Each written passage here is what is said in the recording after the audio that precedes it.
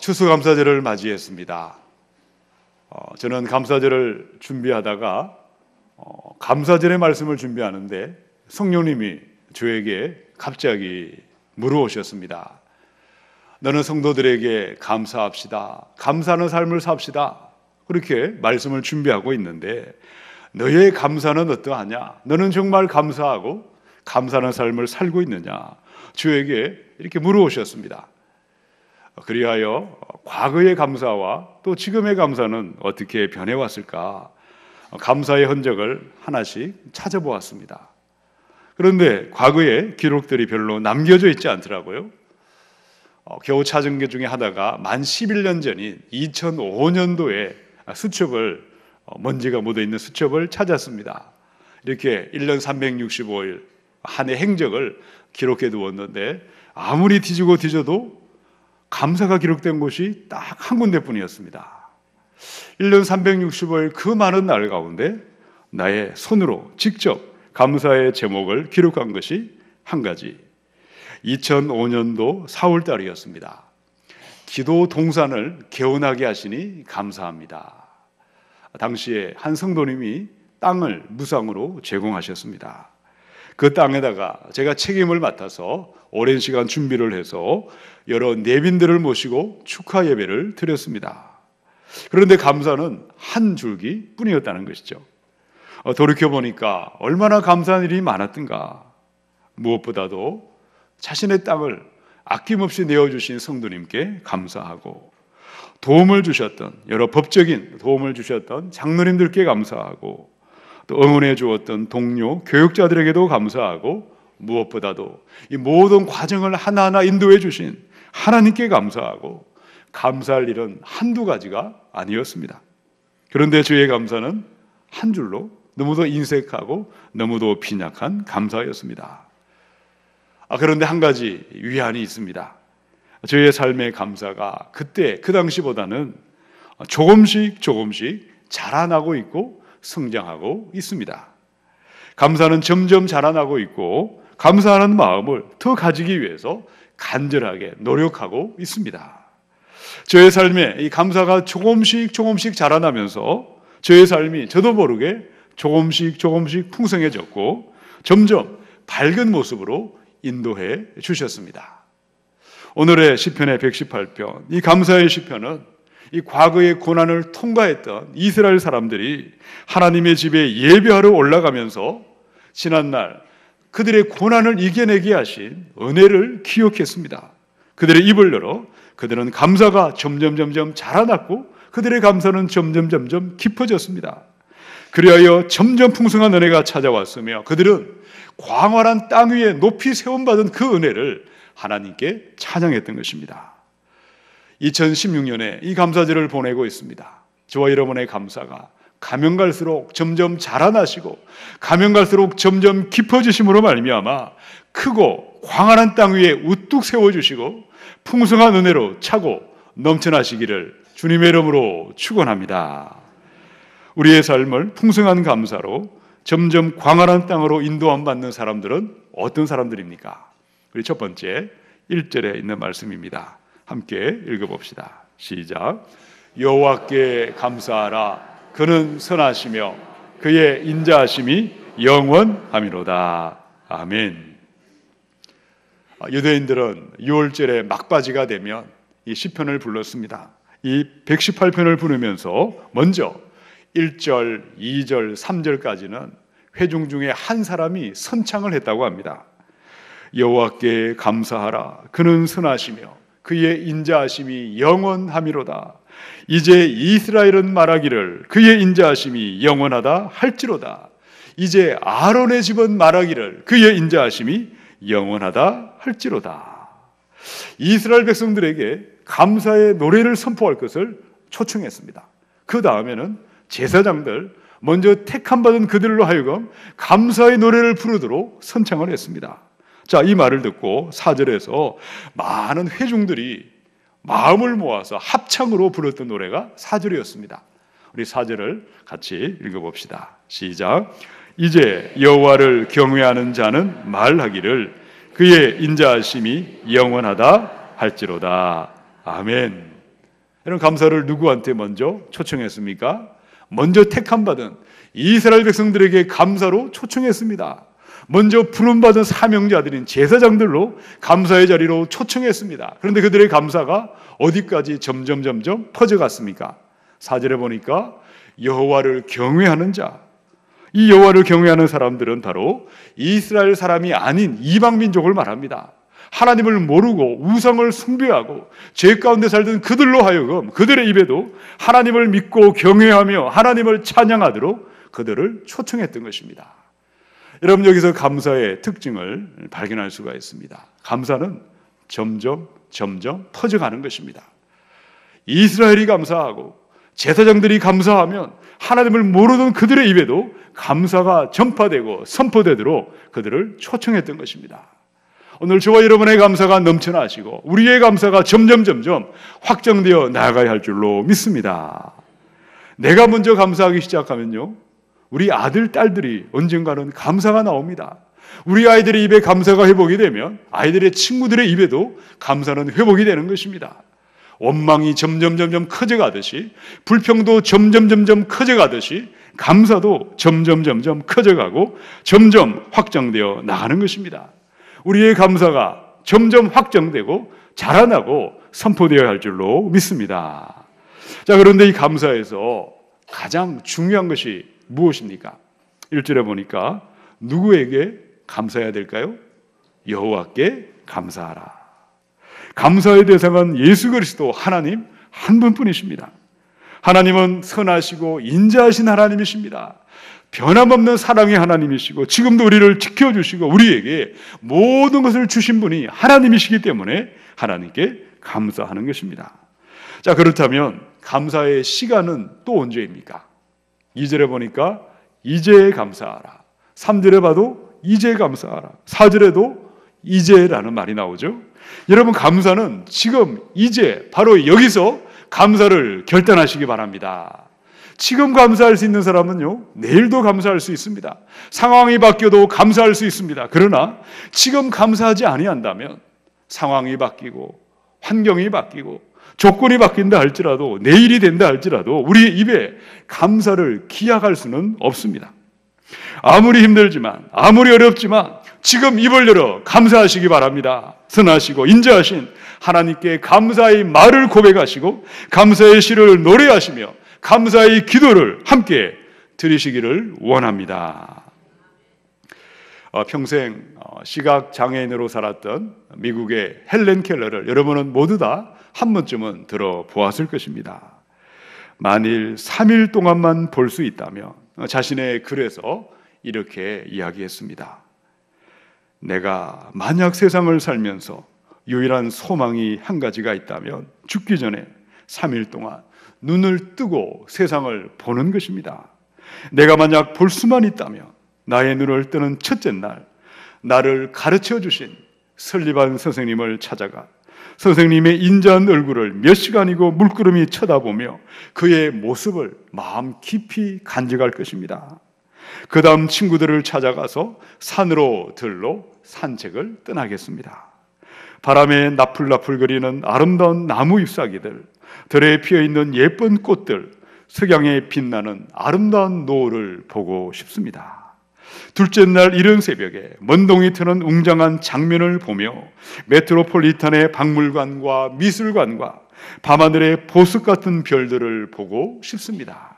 셋째 날 아침 일찍 일어나 길가로 가서 사람들의 얼굴 표정을 바라보면서 오페라 하우스와 영화관과 그리고 저녁이 되면 집으로 돌아와 지난 3일 나를 볼 수 있게 해주신 아버지 하나님께 감사의 기도를 드리고 감사의 노래를 부르면서 다시 어둠의 세계로 돌아갈 것입니다. 사랑하는 성도 여러분, 우리는 언제든지 우리 눈을 열어 세상을 볼 수 있습니다.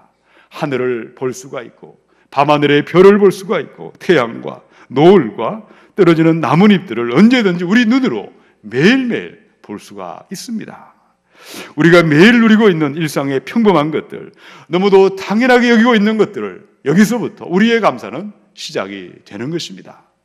내가 볼 수 있는 것을 감사하시고 내가 들을 수 있는 것을 감사하시고 내가 이 자리에 앉아 있는 것을 감사하시고 모든 것에 하나님께 입을 열어 지금 감사하시기를 원합니다.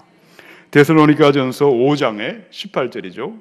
우리 함께 자막을 읽어보겠습니다. 시작.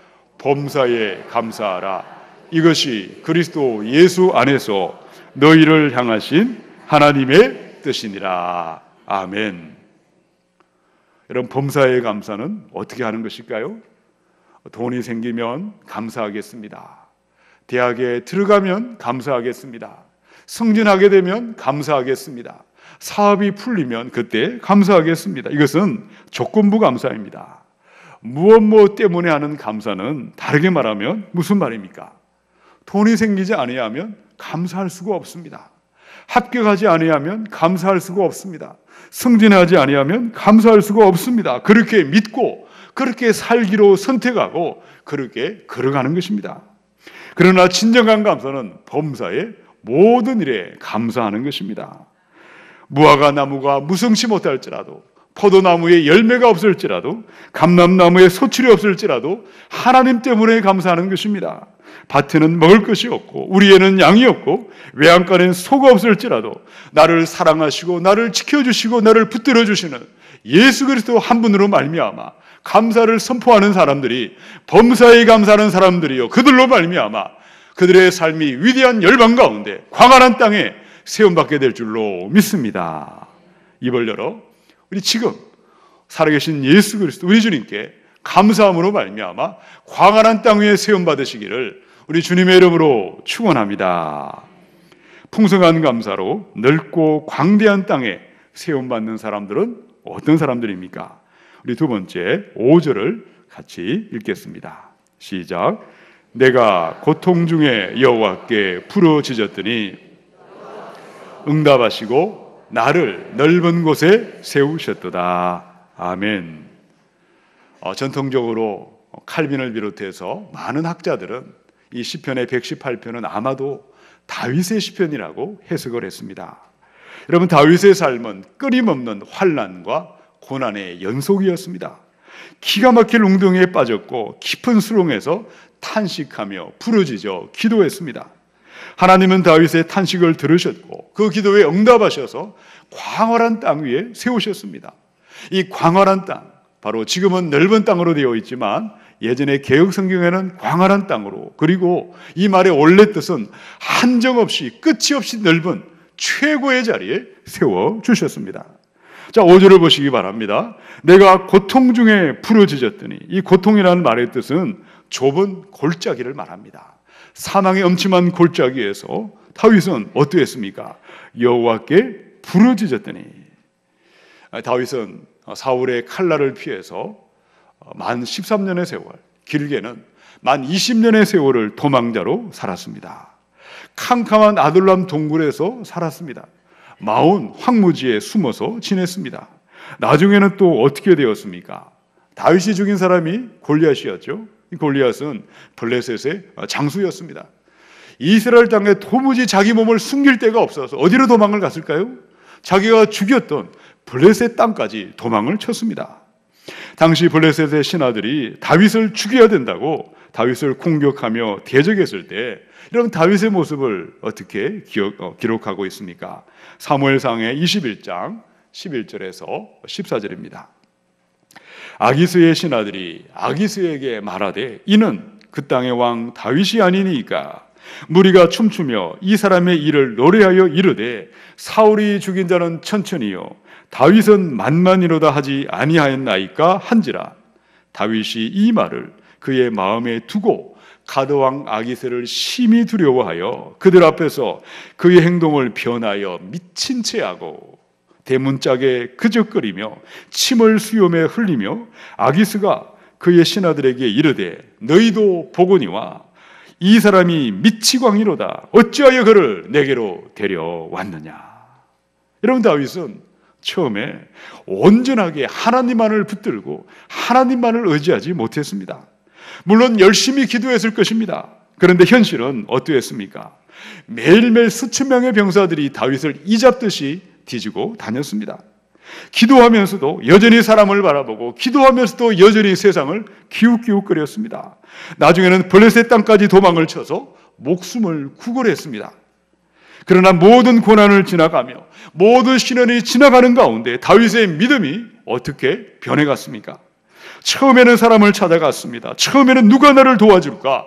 두리번두리번 그랬습니다. 그런데 다윗의 결론이 5절에 있습니다. 자, 5절을 우리 한 번 더 다윗의 심정을 가지고 읽어보겠습니다. 시작. 내가 고통 중에 여호와께 부르짖었더니 여호와께서 응답하시고 나를 넓은 곳에 세우셨도다. 아멘. 고난의 파도가 깊어지면 깊어질수록 다윗은 하나님만을 바라보았습니다. 사람을 더 이상 붙들지 아니했습니다. 하나님께 부르짖어 기도했고 그의 기도는 어느 순간 이 모든 것을 인도하시고 섭리하시고 주장하시는 하나님 앞에 감사하며 기도함으로 말미암아 다윗은 광대한 땅에 한정없이 넓은 높은 땅에 우뚝 세움받은 줄로 믿습니다. 시편의 50편의 23절입니다. 감사로 제사를 드리는 자가 나를 영화롭게 하나니 그의 행위를 옳게 하는 자에게 내가 하나님의 구원을 보이리라. 사랑하는 여러분, 고통의 자리를 지나가고 계십니까? 환난의 때를 지나가고 계십니까? 여러분, 바로 그 자리에서 우리 하나님께 부르짖어 기도하시기 바랍니다. 무엇보다도 하나님이 모든 것을 주장하심을 믿으시고 감사함으로 기도하시고 감사함으로 부르짖어 간구하심으로 말미암아 넓고 높은 땅에 우뚝 세움 받으시기를 우리 주님의 이름으로 축원합니다. 멀린 캐로더스라는 목사님의 책이 감옥 생활에서 찬송 생활로 전 세계적으로 1000만 부 이상이 팔린 베스트셀러입니다. 이 책을 보시면 도저히 감사할 수 없는, 도저히 기도조차 할 수 없는 상황에서 하나님 앞에 입을 열어 기도하며 특별히 감사하며 나갔던 사람들에게 찾아왔던 실제 사건들, 그들의 감정들의 수많은 이야기들이 고스란히 기록되어 있습니다. 한 번은 목사님께 한 남자가 찾아왔습니다. 사연을 듣고 보니까 그의 아버지는 알코올 중독자였습니다. 그는 무려 30년 동안 온 가족과 함께 아버지를 위해서 기도를 했습니다. 그런데 30년이 넘도록 그들의 기도는 아버지에게 아무런 변화도 없었고 아무런 일도 일어나지 아니했습니다. 그때 이 캐로더스 목사님의 말씀을 듣는 가운데 여러분 고난 가운데 하나님께 기도하시기 바랍니다. 특별히 감사하면서 이해할 수 없는 것들 그것까지도 감사하며 기도할 때 하나님은 여러분을 고통에서 건져주시고 넓고 광활한 땅에 세워주십니다. 그 말씀이 바로 그 남자의 가슴에 화살처럼 꽂혔다고 합니다. 그때 이분이 깨달은 것이 바로 나는 지금까지 아버지를 위해서 나름대로 열심히 기도는 했는데 정작 목사님의 말씀처럼 모든 것에 감사하는 마음으로 기도하지 아니했구나. 그리고 나서 가족들을 모아놓고 이제부터 우리가 아버지의 모습이 어떠하든 감사하면서 기도하자고 그렇게 시작을 했습니다. 그런데 막상 무릎을 꿇고 기도하려고 하니까 감사할 제목이 떠오르지 않았습니다. 그럼에도 불구하고 마음을 먹기에 따라서 감사할 것들이 하나씩 떠오르기 시작했습니다. 하나님, 아버지가 술을 마셔도 심하게 주정 부리지 않게 하시니 감사합니다. 하나님, 아버지가 술을 마셔도 길바닥에 쓰러져서 이렇게 하나님 집에 오지 못한 것이 없으니 감사합니다. 아버지가 30년 세월 술을 마시면서 그러나 그때보다 조금이나마 나아질 징조가 보이게 하시니 감사합니다. 여러분, 그들의 입에 감사하며 기도하기를 시작했을 때 놀라운 일들이 시작되었습니다. 아버지가 변한 것이 아니고요, 기도하는 가족들의 얼굴이 변하기 시작했습니다. 어느 날 아버지가 가족들을 불러 모았습니다. 그리고 왜 너희들은 그렇게 얼굴이 환하고 밝고 희죽희죽거리느냐? 그리고 예수님을 묻게 되었습니다. 예수님을 알게 되고 예배를 드리면서 예수님을 영접함으로 말미암아 그 삶에 알코올 중독이 끝이 나는 위대한 회복이 그들의 가정에 일어난 것을 목사님께 이야기해 주었던 것입니다. 사랑하는 성도 여러분, 오늘 우리의 기도 제목, 얼마나 많은 기도의 제목이 있으십니까? 이제부터 하나님, 이해할 수 없지만 깨달아지지 아니하지만 힘들고 어렵지만 하나님 그 기도 제목까지도 감사하며 기도하겠습니다. 힘든 일도 감사하고 어려운 일도 감사하고 고난도 감사하고 실패도 감사하고 병마도 감사하고 모든 일에 이제는 감사하며 부르짖어 기도의 자리로 나아가셔서 광활한 땅에 높이 세움받는 감사로 제사를 드리는 자가 영화롭게 하겠다는 위대한 복이 저와 여러분의 삶에 시작되시기를 우리 주님의 이름으로 축원합니다. 우리의 미래를 넓고 광활한 땅에 높이 높이 세움받을 사람들은 누구입니까? 우리 세 번째 6절로 7절을 함께 읽겠습니다. 시작. 여호와는 내 편이시라. 내가 두려워하지 아니하리니 사람이 내게 어찌할까? 여호와께서 내 편이 되사 나를 돕는 자들 중에 계시니 그러므로 나를 미워하는 자들에게 보응하시는 것을 내가 보리로다. 아멘. 고난이 있음에도 낙심하지 않고 하나님을 바라보고 기도하며 감사하며 기도하는 자들에게 놀라운 고백이 터져나왔습니다. 여러분 6절에 보니까 하나님은 누구 편이십니까? 하나님은 내 편이십니다. 내가 중심이 되고 내가 주인이 되어서 나의 형편과 나의 믿음의 수준과 상태를 보고 하나님은 한 번은 내 편이 되셨다가 또 내가 시원치 않지 않으면 다른 사람의 편이 되셨다가 왔다 갔다 하는 것을 의미하지 않습니다. 하나님은 언제나 변함이 없으십니다. 한결같으시고 여상하시고 동일하신 하나님이십니다. 자, 그러면 하나님이 내 편이시다는 것은 무슨 뜻일까요? 내가 기도의 자리로 나아감으로 하나님께 가까이 가는 것입니다. 감사할 수 없음에도 불구하고 감사함으로 말미암아 하나님의 편에 서 있을 때에 우리 마음의 두려움이 떠나가고 걱정거심이 떠나가고 마음에 담대함이 임하는 줄로 믿습니다. 그 믿음이 바로 6절의 고백인 것이죠. 자, 7절을 보시기 바랍니다. 내가 하나님의 편에 서 있으면 말씀의 편에 서 있고 믿음의 편에 서 있고 성령님 안에 서 있으면 더 놀라운 확신이 우리에게 생겨납니다. 하나님은 나를 도와주시는 하나님이십니다. 반드시 원수를 심판하시고 보복하십니다. 이김과 승리와 영광으로 인도해 주십니다. 사랑하는 성도 여러분, 지금 앞이 보이지 않는 캄캄한 칠흑 같은 어둠을 통과하고 계십니까? 사방으로 우겨삼을 당하고 답답한 일을 당하고 거꾸로 뜨림을 당하고 계십니까? 고난과 시련과 환난의 때는 세상의 편에 서 있는 사람, 사람의 편에 서 있는 사람들을 말씀의 편에 세워주게 하고 믿음의 편에 세워주게 하고 성령님의 편에 세워주는 하나님의 축복의 통로요 도구가 될 수 있는 줄로 믿습니다. 그 비밀은 어디에 있습니까? 어떻게 우리가 사람의 편에 서 있는 우리가 하나님의 편에 설 수가 있고 세상의 편에 서 있는 우리가 말씀의 편에 우뚝 세움받을 수가 있는 것입니까? 캄캄한 고난 가운데 선하시고 인자하신 하나님을 바라보고 입을 열어 지금 감사하는 것입니다. 부르짖어 기도하는 것이고 감사의 마음을 담아 간절하게 기도하시기 바랍니다. 감사하는 생활과 기도하는 영적인 생활이 한 번, 두 번 흉내만 내다가 사라지는 사람이 너무나 많습니다. 여러분, 매일매일 순간순간 우리가 말씀 안에 거하고 믿음 안에 거하고 성령님 안에 거할 때 하나님은 저와 여러분의 삶이 광활한 위대한 땅에 높이 높이 세움받게 하실 줄로 믿습니다. 요한복음의 15장의 5절입니다. 나는 포도나무요 너희는 가지라. 그가 내 안에 내가 그 안에 거하면 사람이 열매를 많이 맺나니 나를 떠나서는 너희가 아무것도 할 수 없습니다. 여러분, 나뭇가지가 포도나무에 붙어있기만 하면 저절로 때가 되면 열매가 맺히게 되어 있는 것이죠. 저와 여러분이 하나님의 편에 서기만 하면 말씀 안에 거하시고 성령님 안에 거하기만 하면 원수마귀는 우리를 건드릴 수도 없습니다. 환난 풍파가 불어와도 주님의 날개 그늘 아래 보호해 주십니다. 만세만석 예수께서 붙들어 주시고 지켜주시고 넓고 광활한 땅 위에 높고 높은 은혜의 자리로 인도해 주실 줄로 믿습니다. 우리 자연교회 안에 많은 사역팀들이 있죠. 그 중에 한 가지가 전도 폭발팀이 있습니다. 우리 교회가 전도 폭발팀을 시작한 지가 이제 만 3년이 지나고 있습니다. 지난주에는 바로 금요 예배 때 얼마 전에 다녀온 영상과 함께 간증을 듣는 시간도 가졌습니다.